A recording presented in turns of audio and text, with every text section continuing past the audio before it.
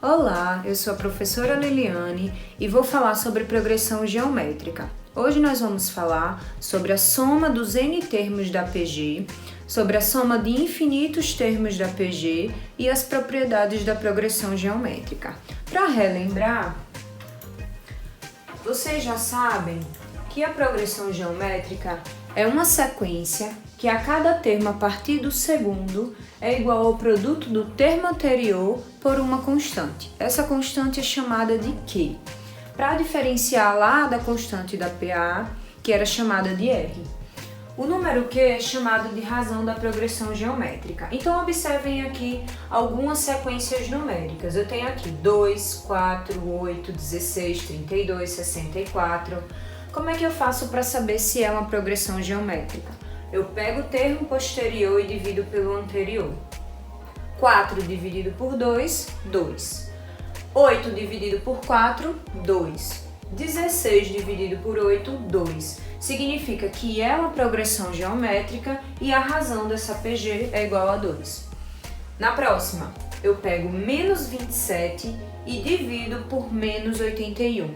Posso fazer uma fatoração do 27 e do 81 e vou chegar a 1/3. Menos 9 dividido por menos 27, faço o jogo de sinal, faço a simplificação, também vou encontrar 1/3. Ou seja, eu também tenho uma PG. Ambas as PGs são crescentes.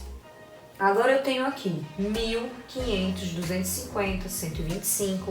Se eu pegar o posterior e dividir pelo anterior, isso aqui é igual a 1/2. Se eu pegar 250 e dividir por 500, também é 1/2. E aí nós percebemos que os valores estão reduzindo, ou seja, nós temos uma PG decrescente.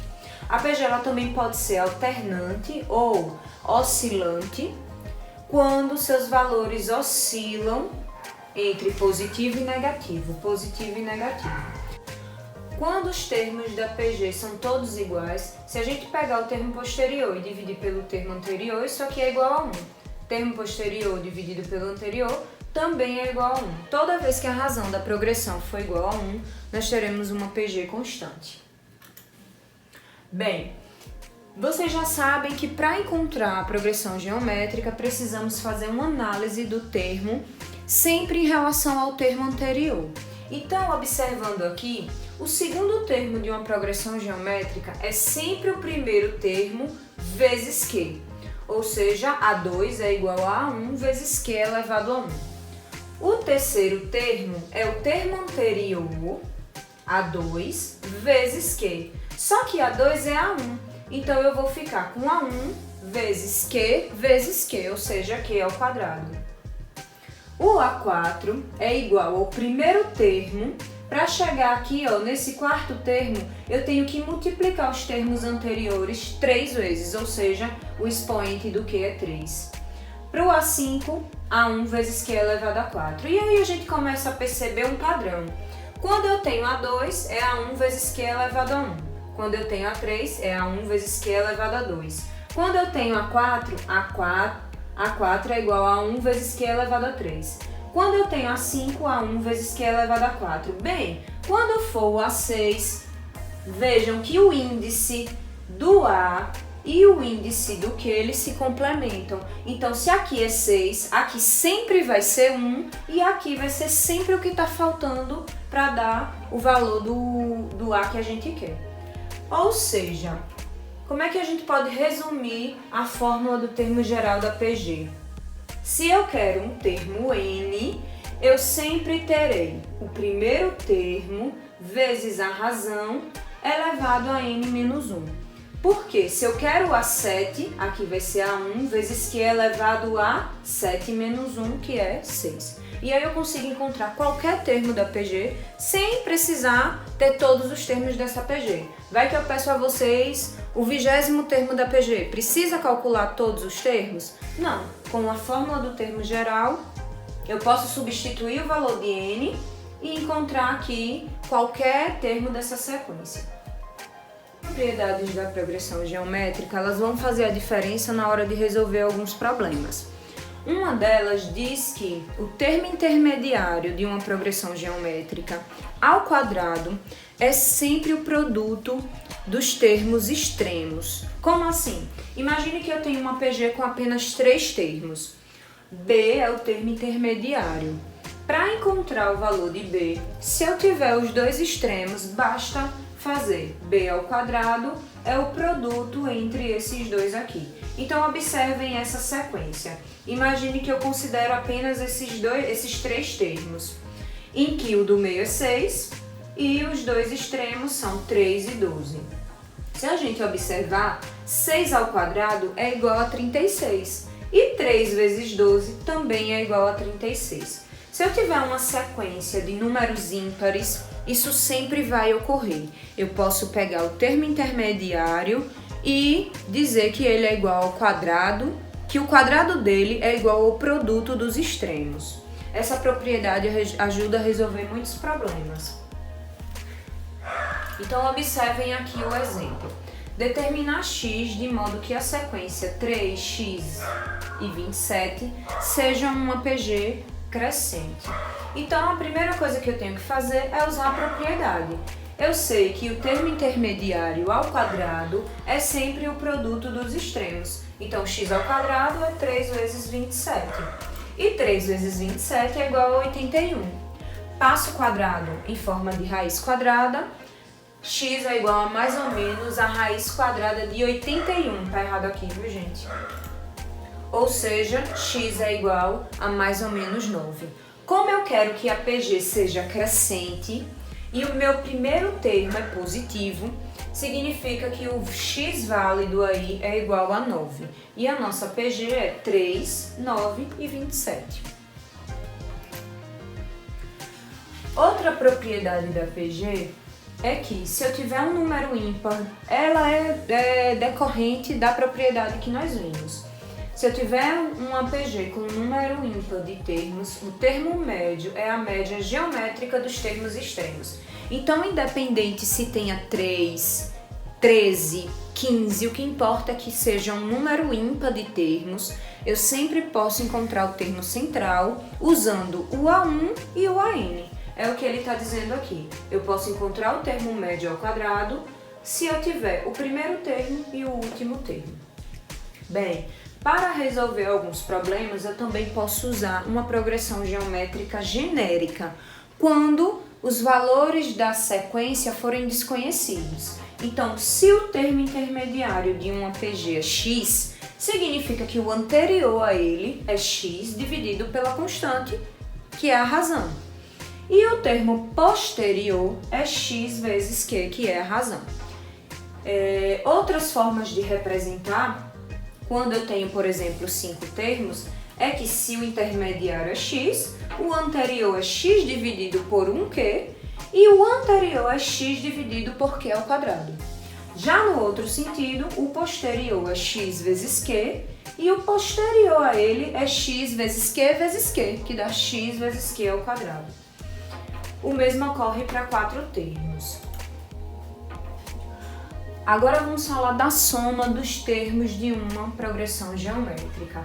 Bem, se eu tiver uma progressão geométrica qualquer, para fazer a soma dos termos dessa PG, eu não preciso necessariamente encontrar todos os termos. Basta que eu tenha o primeiro termo, que eu tenha a razão da progressão e que eu tenha o número de termos que eu quero somar.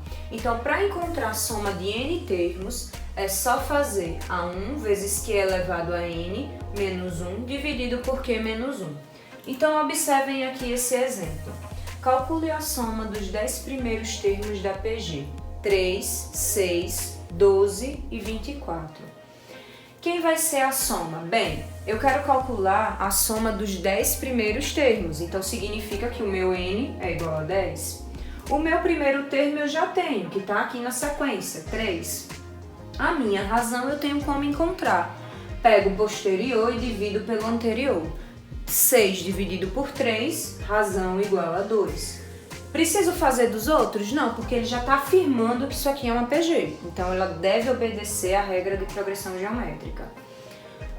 O meu n eu já sei que é 10, substituo por 10, substituo o meu q por 2 e faço aí essa continha. O que significa 2 elevado a 10? Significa 2 vezes 2, vezes 2, vezes 2, vezes 2, vezes 2, 10 vezes. Isso é igual a 1024. Olhem, não confundam 2 elevado a 10 com 2 vezes 10. 1024 menos 1 é igual a 1023 e 2 menos 1 é igual a 1. Fazendo 3 vezes 1023, isso aqui é igual a 3.069. É a soma dos 10 primeiros termos dessa progressão geométrica.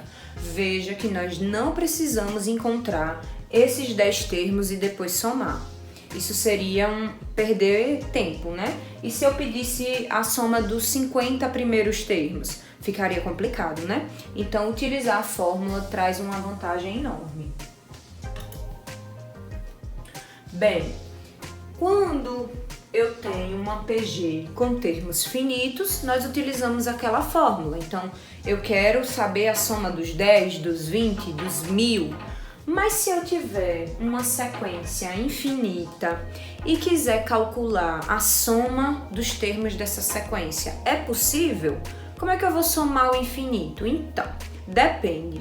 Se a razão dessa progressão estiver entre menos 1 e 1, eu tenho como encontrar. Por quê? Porque essa sequência será uma sequência convergente.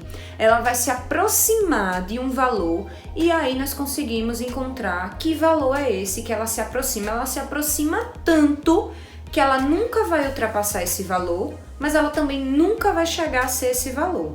Então, a gente considera que essa soma, ela existe. E como é que eu faço para calcular a soma? Primeiro, eu tenho que analisar se é possível calcular a soma desses termos. Vejam que aqui eu tenho um exemplo em que o A1 é 4 e a razão é 1 sobre 2. Como 1 sobre 2 é um número entre menos 1 e 1, dá para calcular. Então, eu tenho aqui 4, 2, 1, 1 sobre 2, 1 sobre 4, 1 sobre 8, 1 sobre 16. Vejam que esse número está ficando cada vez menor. Ele está sendo sempre o numerador, continua sendo 1 e o denominador está aumentando cada vez mais. Então, esse pedaço aqui está se aproximando de zero. Ele nunca vai ser zero, mas ele sempre vai se aproximar cada vez mais. O quanto eu quiser próximo, eu consigo encontrar. Então, como é que eu faço para calcular essa soma? Ela vai depender do primeiro termo e da razão. Então, imagine que eu quero calcular a soma dos infinitos termos dessa PG. 25, 5, 1, 1 sobre 5, 1 sobre 25. Bem, para calcular a soma, eu utilizo a fórmula S infinito é igual a 1 sobre 1 menos Q.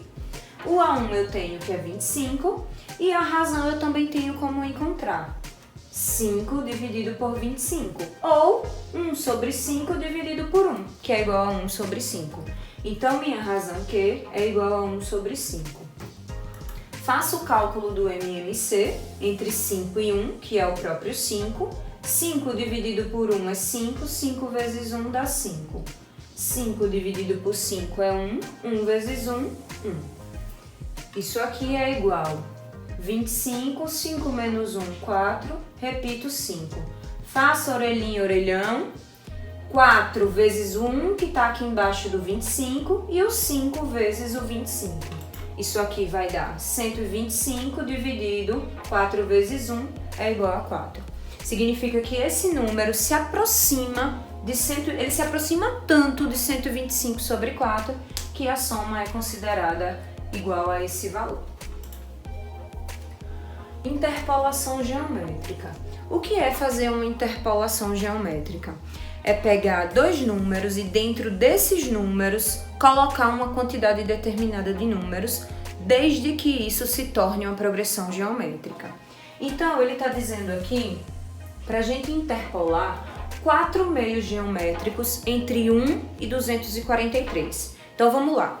Eu já tenho 1 e já tenho o 243. Se eu vou colocar mais 4 termos entre eles dois, no total eu vou ficar com 6 termos. Então, significa que para encontrar a razão dessa PG, eu tenho já o quê? Eu tenho o primeiro termo, que é a 1, eu tenho o AN, que é o último termo, que é 243, e eu tenho o número de termos, que é igual a 6. Os dois extremos mais os 4 do meio.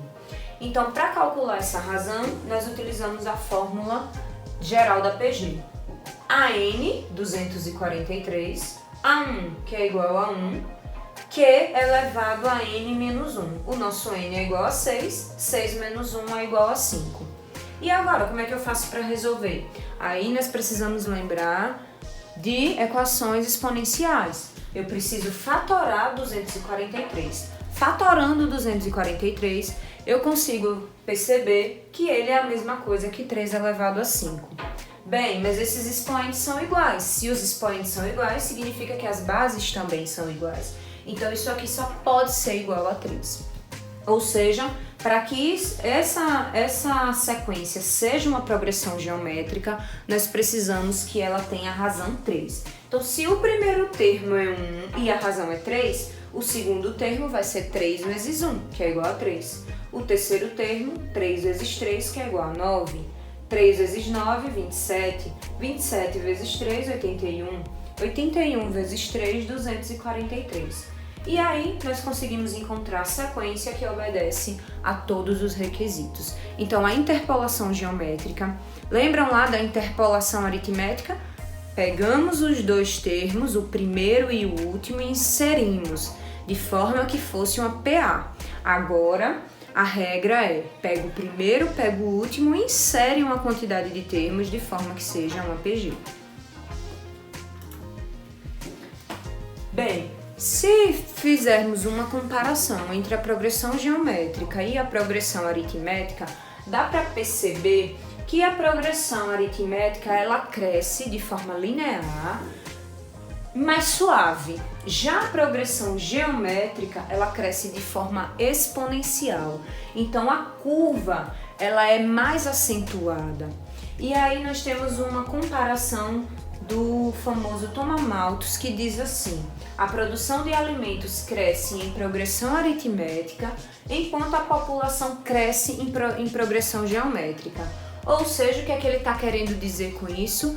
Que a velocidade de produção não acompanha o crescimento da população e em algum momento pode haver escassez de alimento. Gente, ficamos por aqui hoje, espero que vocês tenham gostado da aula. Estudem bastante, resolvam os exercícios e na próxima aula temos mais.